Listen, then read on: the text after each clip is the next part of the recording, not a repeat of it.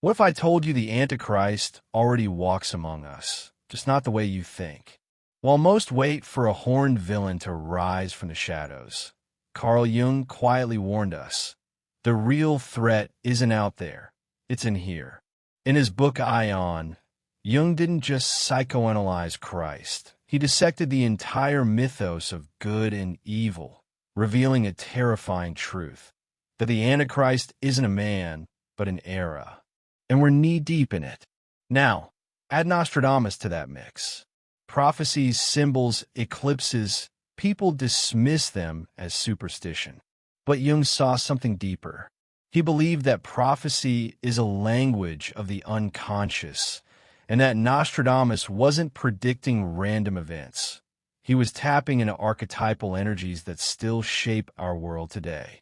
From Napoleon to modern totalitarianism, the signs were always there. We just weren't paying attention. In this video, we're peeling back the layers of myth, psychology, astrology, and spiritual history to uncover the truth Jung was too careful to shout, but bold enough to write. If you think this is about religion, think again.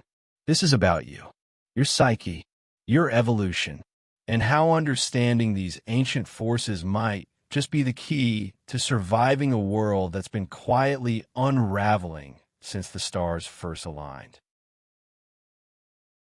Chapter 1. The Role of the Antichrist and Christ.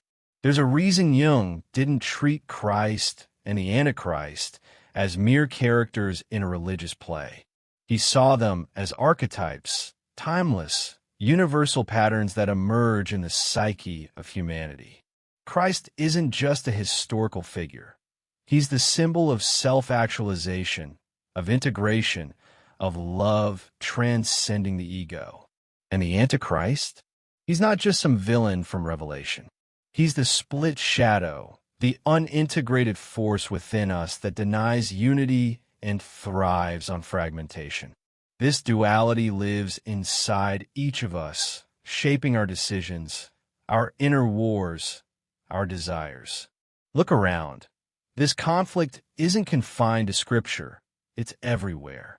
Every time someone chooses profit over principle, dominance over dignity, or ego over empathy, the Antichrist archetype whispers in their ear. Meanwhile, those rare acts of sacrifice, forgiveness, and inner clarity, that's Christ emerging. It's a psychological reality as much as a theological one. And you don't need a Bible to see it. You need self-awareness. The collective unconscious remembers both forces, and our modern age is drowning in the denial of that truth. Historically, this archetypal tension intensified with the rise of materialism and secularism. As Enlightenment thinkers cast off the spiritual scaffolding of the past, they also unchained the shadow. We gained reason, but lost meaning.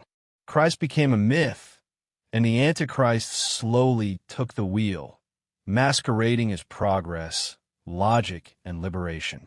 But liberation from what? Exactly? From faith? From soul? From the very axis that once gave life direction? It's like replacing a compass with a calculator and calling it evolution. Jung wasn't romanticizing the past. He was warning about the imbalance. When Christ is removed from the collective psyche, the Antichrist doesn't vanish. He metastasizes. He becomes the unchecked state, the cold institution, the Leviathan feeding on the individual. And suddenly, people wake up in systems that don't recognize the soul, where consciousness is dismissed as sentimentality. That's not freedom. That's spiritual amnesia, and it's more common than we admit. But here's the kicker. This isn't just about history or ideology. It's about you, about the moments you reject your inner Christ, your higher self, because listening would be inconvenient. It's in the quiet denial of your values to fit in, to survive, to win. That's how the Antichrist grows, not in fire and brimstone, but in compromise and silence. And once you see that, you can't unsee it. But this inner awakening, this raw realization is just the beginning of something even deeper, the transformation of human consciousness itself. Chapter 2. The Evolution of Consciousness. Consciousness doesn't evolve with fireworks. It shifts subtly, like the slow turning of seasons, until one day you wake up and the world doesn't make sense anymore. That's what happened when Nietzsche declared, "God is dead." He wasn't cheering, he was mourning. Humanity had severed its connection to the divine narrative, and in doing so, it lost the symbolic compass that once guided civilizations. Jung saw this rupture not as liberation, but as disorientation, a collective fall into meaninglessness. And what took God's place? Rationality, individualism, materialism, the glittering promises of the Antichrist age, dressed in progress and logic. But beneath that surface, something deeper stirred: anxiety, despair, alienation. Without Christ consciousness, without a spiritual axis, the psyche drifted. And when the collective unconscious becomes unmoored, people don't become free. They become numb. Jung noticed this in the rise of neuroses, the existential void masked by consumption, the hunger for something no amount of success could satisfy. You can see it today in self-help books that chase dopamine instead of depth, in influencers selling authenticity while marketing illusion, in therapy that medicates symptoms without asking the soul what it's truly grieving. This is not evolution. It's confusion dressed as clarity. And yet, paradoxically, this crisis is the soil where real transformation begins. Because consciousness evolves not by comfort, but by contrast. The darker the shadow, the greater the hunger for light. The deeper the disconnection, the stronger the desire to reconnect. What Jung saw, what most still miss, is that the Antichrist age isn't the end. It's a chrysalis, a place where old symbols die and new meanings are born. But they don't arise by accident. They require the individual to confront their own inner fragmentation, to recognize where they've let go of purpose in favor of convenience. And in that recognition, a seed is planted, one that might grow into real self-awareness, if nurtured with courage, humility, and time.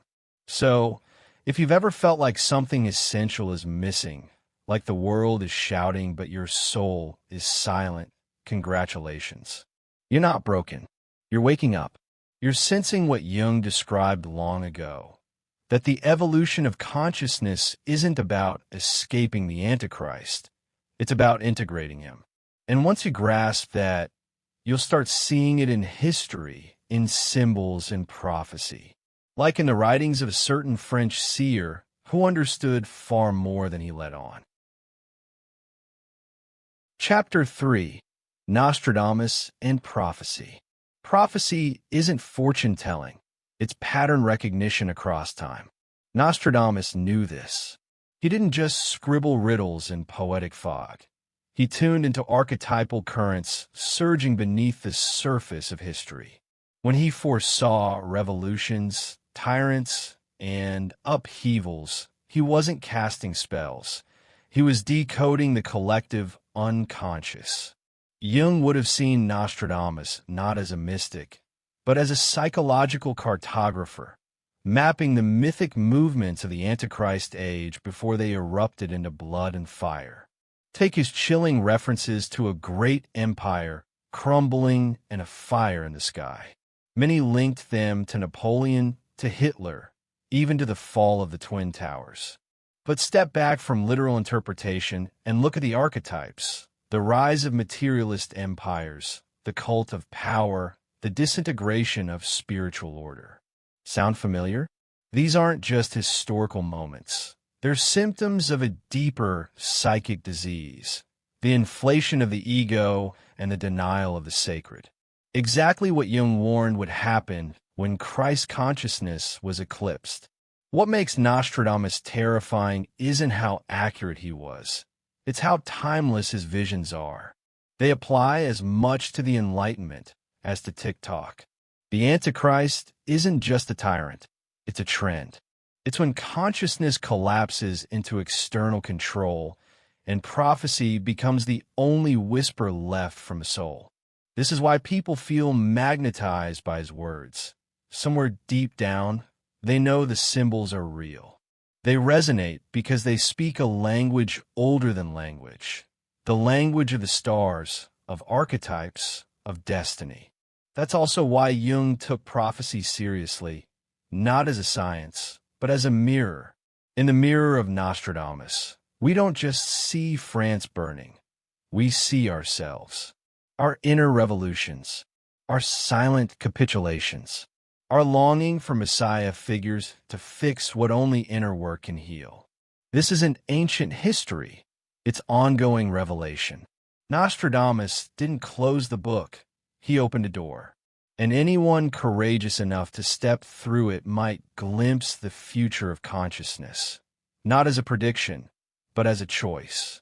And if prophecy is real, if symbols do spiral forward through time, then surely the stars themselves must have something to say.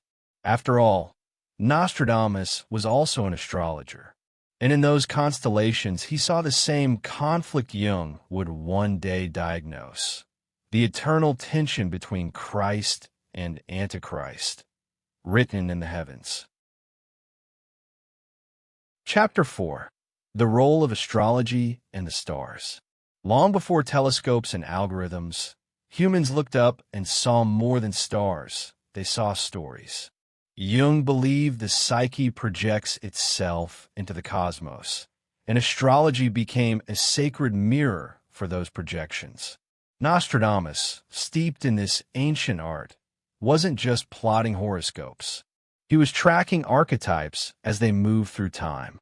The sign of Pisces, for example, isn't just a cluster of celestial bodies. It's the symbol of an era, the age of Christ consciousness, of sacrifice and spiritual yearning. But every age has its shadow. As Pisces wanes, we witness the rise of its opposite, spiritual disconnection, religious disillusionment, and a cold embrace of material certainty. That's where the Antichrist slips in, not with horns, but with hollow logic. Astrology, in this context, doesn't predict events, it reveals patterns. It tells us when a collective reckoning is likely, when the unconscious might erupt into the visible world, shaking institutions, ideologies, and personal identities alike. Think about it. Every major cultural revolution happened under significant planetary alignments. The Enlightenment, the French Revolution, even the digital age, each carried the signature of cosmic transition. These aren't coincidences. They're synchronicities. Jung would say they're expressions of the collective unconscious aligning with external symbols, showing us what time it really is, not by clocks, but by consciousness. When you feel off and don't know why, maybe the heavens are whispering what your ego's been too loud to hear. This isn't a call to check your daily horoscope for life advice. It's a call to recognize that you're part of a much bigger dance. When you study the stars with reverence, not superstition, you begin to decode the myths living inside you. That's why Jung considered astrology a psychological tool. It reveals not fate, but tendency, not certainty, but opportunity. The planets don't control you. They reflect you. And when the sky darkens or brightens, so does the soul in tandem. And what's next in this great celestial narrative? Well, if Pisces brought us Christ, and its decline is ushering in chaos, what comes after? What archetype, what figure, what consciousness will rise in the next astrological age? Some say it's Aquarius. Others say it's the return of the Messiah in a new form. Either way, one thing is clear. The stars aren't finished speaking. And they've been whispering about something that sounds an awful lot like a world falling in love with matter and forgetting its spirit. Chapter 5: Materialism, Secularism, and the Antichrist Age. The Antichrist doesn't need to roar when the world worships quietly at the altar of progress. You see, it wasn't war or violence that invited this age. It was comfort. The Enlightenment promised light, and yes, it gave us science, autonomy, reason, but also lit the match that burned down the sacred. Christ was no longer a guiding symbol. He became a relic, and in his place rose the gospel of the tangible: data, wealth, reputation. Welcome to the Antichrist age, not with demons, but with devices. Jung wasn't anti-reason. He was pro-wholeness. And when reason becomes God, we amputate parts of ourselves to fit the new idol. That's what materialism does. It flattens spirit into function. Secularism, at its extreme, doesn't just remove religion from the state. It removes soul from society. Suddenly, children grow up in systems that teach them to achieve, but not to feel, to produce, but not to reflect. And so, the Christ within, empathy, unity, humility, gets lost beneath layers of performance. Look at our heroes today: billionaires instead of prophets, influencers instead of sages, logos instead of logos. Materialism isn't just an economic model. It's a worldview that assumes all things can be counted, bought, optimized, even love, even purpose. And that illusion, Jung warned, leads to psychic inflation.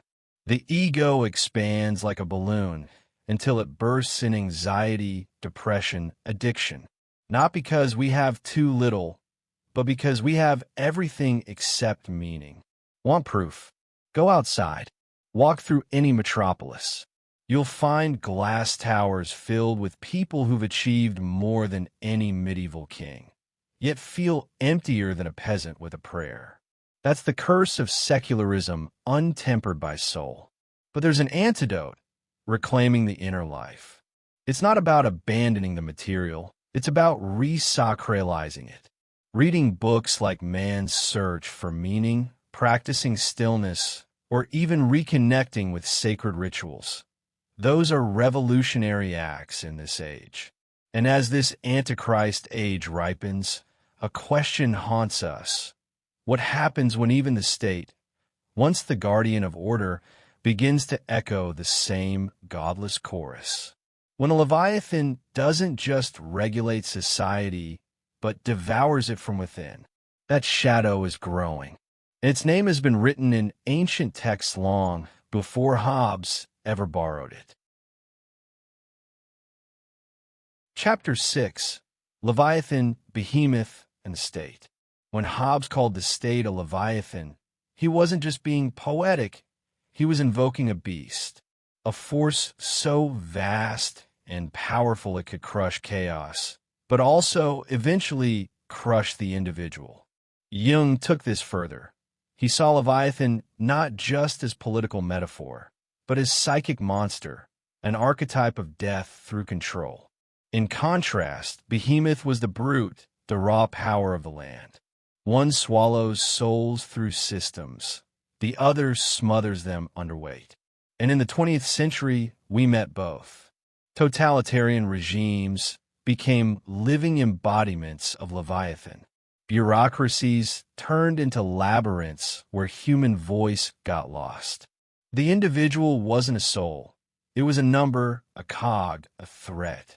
Nationalism became religion, and Christ was quietly replaced by flags, ideologies, and steel. The Antichrist didn't come on a throne.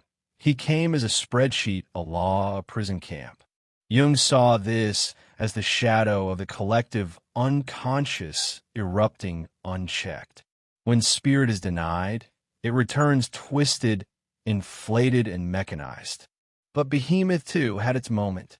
The raw physicality of war, the trenches, the bombs, the bodies, reminded humanity of its animal nature. Technology gave the Leviathan its tools, but Behemoth pulled the trigger. They danced together. Leviathan orchestrated, Behemoth executed. It's why so many revolutions began with ideals and ended with executions. The collective shadow, once unleashed, has no conscience. It's not evil in the comic book sense, it's worse. It's banal, efficient, and hungry. And here's where it gets deeply personal. Every time we surrender our inner voice to external order, we feed Leviathan. Every time we abandon embodied presence, movement, nature, sensuality, we ignore Behemoth's lessons. The goal isn't to destroy these forces, but to integrate them. To recognize when structure becomes suffocation, or when instinct turns to rage. Jung's map was never about escape. It was about alchemy, transforming power through consciousness, not blind rebellion. So what comes next?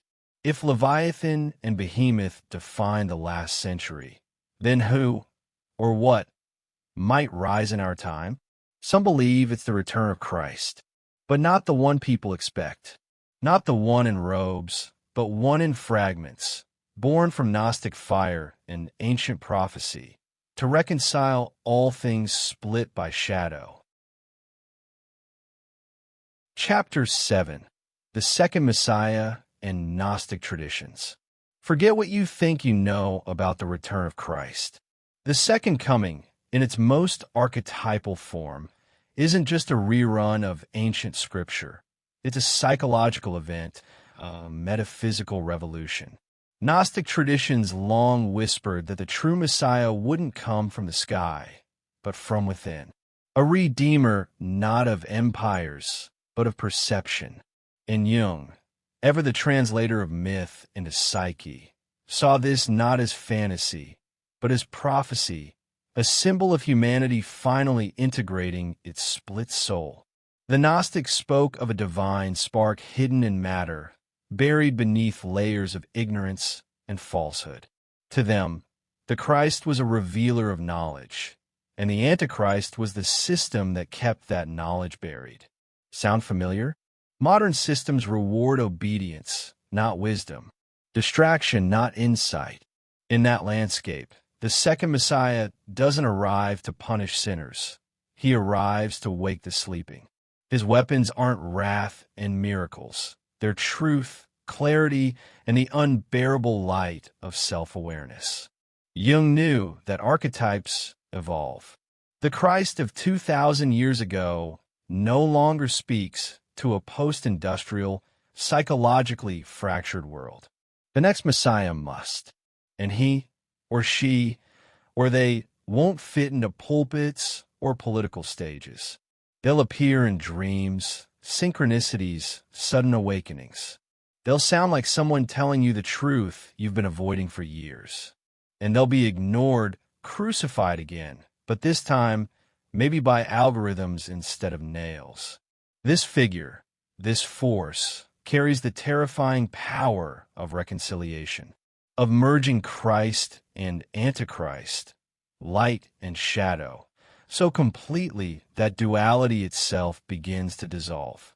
That's why it's so threatening, not to people, but to structures. Because the Messiah archetype doesn't reinforce hierarchy, it dissolves it.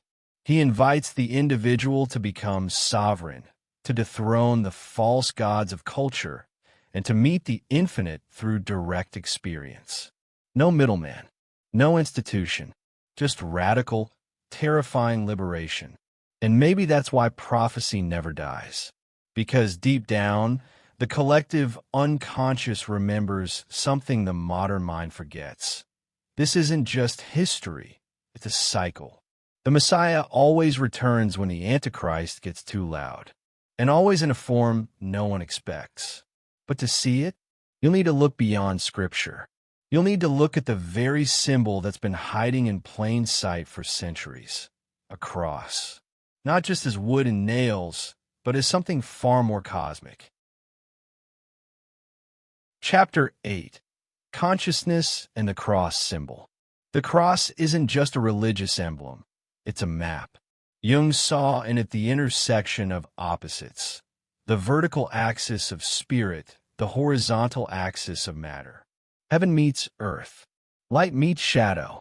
Christ meets Antichrist. And right at the center, right where they crucify you, is the self, torn between transcendence and embodiment. This isn't just theology. It's a psychological truth. Transformation always happens at the crossroads. The cross isn't a punishment. It's a portal. Think about it. Every major breakthrough in your life probably came right after a moment of collapse. A failure, a heartbreak, a dark night of the soul. That's the cross working in real time. It forces you to carry your contradictions instead of running from them. And in doing so, it shapes you into someone who can hold paradox without breaking. That's real power, not certainty, but integration. Christ hanging on the cross isn't just suffering. It's alchemy. Jung believed that consciousness evolves through friction. The tension between what we are and what we could be. Between the known and the unknown. The cross makes that tension visible. It says, this is where the work is. And if you dare to stay there, not numb out, not escape, but stay, you begin to glimpse the eternal. It's why mystics and madmen alike have stared at the cross and seen visions. It speaks to something beyond language, something eternal pressing into the moment. In the Antichrist age, this symbol becomes even more vital, because everything around you says, avoid pain, stay safe, conform. But the cross says, die before you die. Let the false self perish. Let the masks melt. And from that death, a new self, whole, radiant, fearless, can emerge. That's the true resurrection. Not an event, but a process. One that begins the moment you stop pretending you're only one thing. And maybe, just maybe, that's the final act of prophecy, the realization that the cross isn't just about Christ. It's about you, your consciousness, your evolution. And if that's true, then the future doesn't belong to saints or sinners. It belongs to those brave enough to face the cross within themselves and ask what comes after. Conclusion. So here's the real question. Now that you've seen the map, what will you do with it? Jung didn't write Aion for academics to quote in dusty halls. He wrote it for people like you, standing on the edge of spiritual collapse and awakening, looking for a way through. If the Antichrist is a state of disconnection, then reconnecting with your soul is the revolution. You don't need a throne or a pulpit. You need radical honesty, inner silence, and the courage to integrate your own shadow. That's how it begins. Have you ever felt like your life was trying to tell you something? Through dreams, coincidences, or even your own suffering? That's the symbolic world calling. That's the inner Messiah knocking. And ignoring it won't make it go away. It just hands more ground to the Leviathan. So here's a challenge. What if you paused the distractions and truly faced your own myth? What if you picked up Aion, explored your archetypes, or even started journaling your dreams with brutal sincerity? Would you dare? This isn't just information. It's initiation. And if it stirred something in you, don't let that fire go out. Subscribe, hit the bell, and join us here as we dig deeper into the truths nobody else is willing to unpack. Because the world doesn't need more noise. It needs people brave enough to remember. So I'll ask you, are you ready to look within, embrace the terrifying beauty of your own psyche, and become part of the prophecy? Or will you keep waiting for someone else to save you?